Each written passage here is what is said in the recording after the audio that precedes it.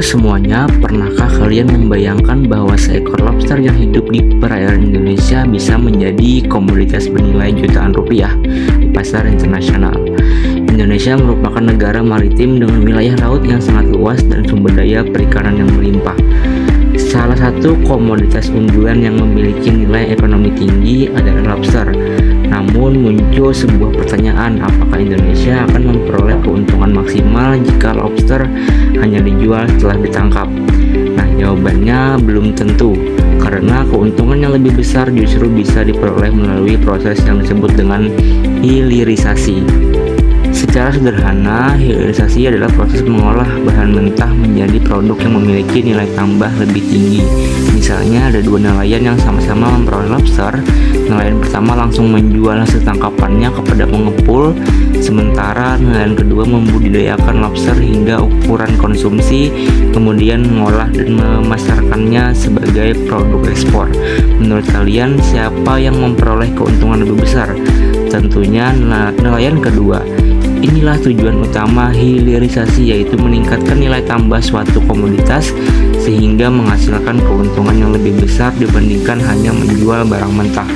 Nah, materi berikutnya yaitu mengapa hilirisasi penting bagi Indonesia. Indonesia memiliki kekayaan sumber daya alam yang sangat besar, namun selama bertahun-tahun banyak komoditas hanya dijual dalam bentuk mentah, sehingga sebagian besar keuntungan justru dinikmati oleh negara yang mengolahnya. Melalui hilirisasi, Indonesia dapat memperoleh berbagai manfaat. Pertama, meningkatkan pertumbuhan ekonomi karena muncul industri pengolahan baru. Yang kedua, menciptakan lapangan kerja mulai dari proses produksi, pengolahan, distribusi, hingga pemasaran. Dan yang ketiga, meningkatkan nilai ekspor karena produk olahan memiliki harga yang lebih tinggi. Dan yang paling penting, hilirisasi membuat Indonesia tidak hanya menjadi pemasok bahan baku, tetapi juga menjadi produsen produk bernilai tinggi. Salah satu komoditas yang memiliki potensi besar untuk dihilirisasi adalah lobster.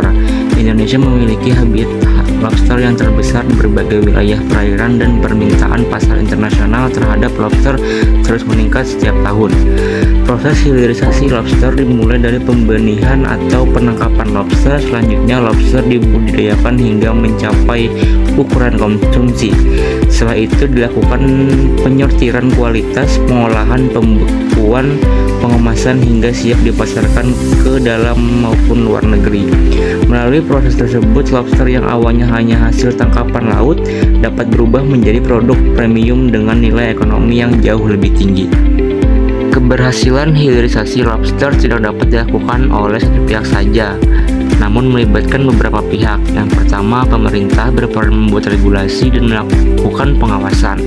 Yang kedua, investor menyediakan modal dan teknologi. Yang ketiga, industri bertanggung jawab dalam proses pengolahan serta pemasaran produk, sedangkan nelayan dan pembudidayaan lobster menjadi pemasok utama bahan baku. Kolaborasi semua pihak tersebut menghasilkan berbagai manfaat seperti meningkatkan nilai jual lobster, terbukanya lapangan pekerjaan baru, serta meningkatkan peluang ekspor produk perikanan Indonesia. Meskipun memiliki potensi besar, hilirisasi lobster masih menghadapi beberapa tantangan. Di antaranya adalah keterbatasan teknologi budidaya modern, kebutuhan modal yang cukup besar, kualitas sumber daya manusia yang belum merata, serta keterbatasan infrastruktur seperti cold storage dan transportasi logistik. Selain itu, perubahan regulasi juga dapat mempengaruhi kepastian usaha dan investasi. Jika kendala-kendala tersebut tidak diatasi, maka potensi besar lobster Indonesia tidak akan berkembang secara optimal.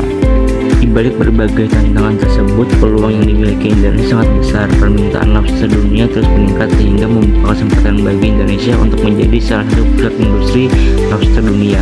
Bagi masyarakat pesisir, hilirisasi mampu meningkatkan pendapatan dan kesejahteraan. Bagi industri, hilirisasi meningkatkan nilai tambah dan daya saing produk. Bagi tenaga kerja, hilirisasi membuka lapangan pekerjaan baru. Sedangkan bagi negara, hilirisasi mampu meningkatkan devisa ekspor dan memperkuat sektor perikanan nasional. Untuk melihat dampak hilirisasi secara nyata, kita dapat melihat contoh hilirisasi nikel di Indonesia. Pemerintah melarang ekspor biji nikel mentah dan mendorong pembangunan SDM militer dalam negeri. Hasilnya investasi meningkat, industri pengolahan berkembang, dan nilai ekspor produk berbasis nikel mengalami kenaikan yang signifikan. Menurut saya, hilirisasi nikel dapat dikatakan berhasil karena mampu meningkatkan nilai tambah ekonomi Indonesia dan memperkuat posisi Indonesia dalam industri kendaraan listrik dunia. Namun demikian, pemerintah tetap perlu memperhatikan dampak lingkungan dan memastikan manfaat ekonominya dapat dirasakan oleh masyarakat sekitar. Pengalaman ini dapat menjadi pelajaran penting dalam pengembangan hilirisasi lobster di masa depan. Dari pembahasan ini dapat disimpulkan bahwa hilirisasi merupakan strategi penting untuk meningkatkan nilai tambah sumber daya alam Indonesia. Melalui hilirisasi, komoditas seperti lobster tidak hanya dijual sebagai bahan mentah, tetapi diolah menjadi produk bernilai tinggi yang mampu meningkatkan pendapatan masyarakat, membuka lapangan pekerjaan, memperkuat ekspor, dan mendukung pertumbuhan ekonomi nasional. Oleh karena itu, pengembangan hilirisasi lobster perlu terus didukung agar kekayaan laut Indonesia dapat memberikan manfaat yang sebesar-besarnya bagi kesejahteraan masyarakat.